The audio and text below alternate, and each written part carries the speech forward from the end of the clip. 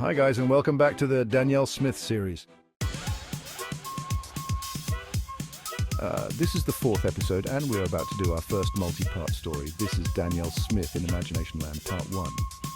Young Danielle Smith had a very active imagination and would always draw very imaginative pictures and make up some very imaginative stories. She was usually wondering to herself about what if she could travel into the imagination.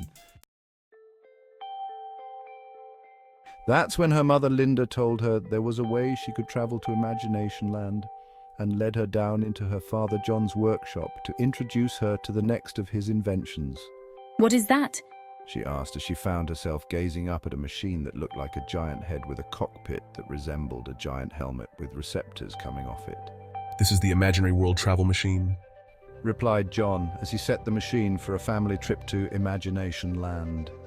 Danielle knew John and Linda were going with her for her own safety, as it could be dangerous.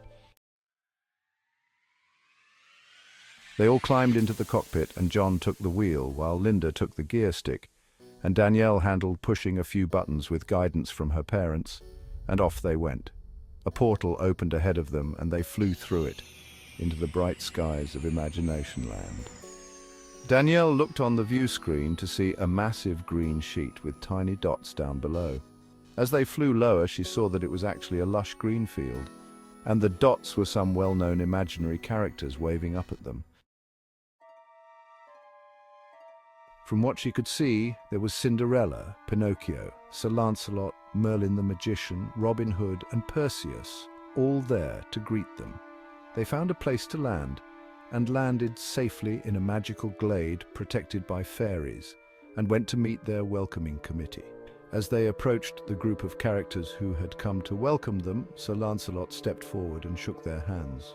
John and Linda Smith, welcome back to Imaginationland. It is nice to see you again, he said enthusiastically. It's nice to see you again too, Sir Lancelot. We're here to show our young daughter Danielle the wonders of Imaginationland, she told him, indicating Danielle.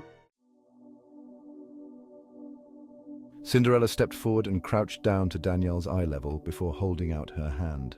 Hello, sweetheart. You must be John and Linda's daughter, Danielle, she said politely, shaking Danielle's hand. It's very lovely to meet you, Your Highness, said Danielle, bowing in courtesy. Oh, you didn't have to do that. I'm Cinderella, she told her before hugging her. Pinocchio smiled at them. Hey, I've met this little girl before, he told everyone, and his nose began to grow. Oh, poppycock. Of course you haven't, Pinocchio. Nobody has. This is her first time here, Robin Hood scolded. Oh, but I have. I swear to it, replied Pinocchio, and his nose grew a bit more. Stop lying, Pinocchio. You naughty little puppet, said Danielle as she came to introduce herself to him. I'm not lying, Danielle. I know I've met you before, replied Pinocchio, and his nose grew longer still. Danielle crossed her arms at him and gave him a stern look. All right, mister, I demand you tell me where you've met me before, she said sternly. Why, right here in Imaginationland, of course, replied Pinocchio, and his nose grew longer once more. Danielle began wagging her finger at him. That's a load of twaddle, and you know it. This is my first time here. You can't have met me here before. Stop telling fibs this instant, or I will put you in time out for being naughty, she scolded. You're right, Danielle. This is your first time here, and I haven't welcomed you properly. I'm sorry, said Pinocchio. His nose returned to normal, and he shook Danielle's hand. Welcome to Imaginationland, he said pleasantly. Everybody who witnessed this began applauding her for standing up and parenting Pinocchio to get the truth out of him. She stationed guards outside their rooms to protect them before bringing them to the Royal Banquet, where there were more characters in attendance. There, Danielle met such characters as Snow White and the Seven Dwarves, Rumpelstiltskin, Ariel, Belle, and Aurora, who she knew were also princesses from other fairy tales.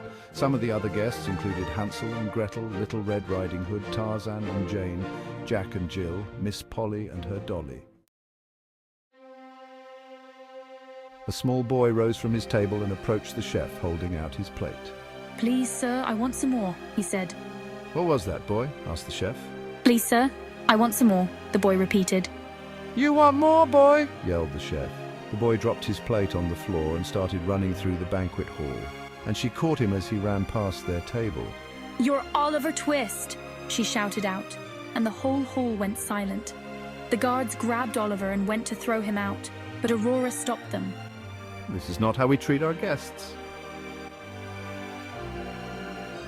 This is not how we treat our guests, she told them sternly, and escorted Oliver back into the hall just as Ariel was taking Danielle to her room and sat her on her bed. She was not happy with her. Danielle Smith, your behavior just now was unacceptable. You do not sell other guests out like that, ever. You will stay here and think about what you've done. Very naughty is what you are, she scolded before leaving the room.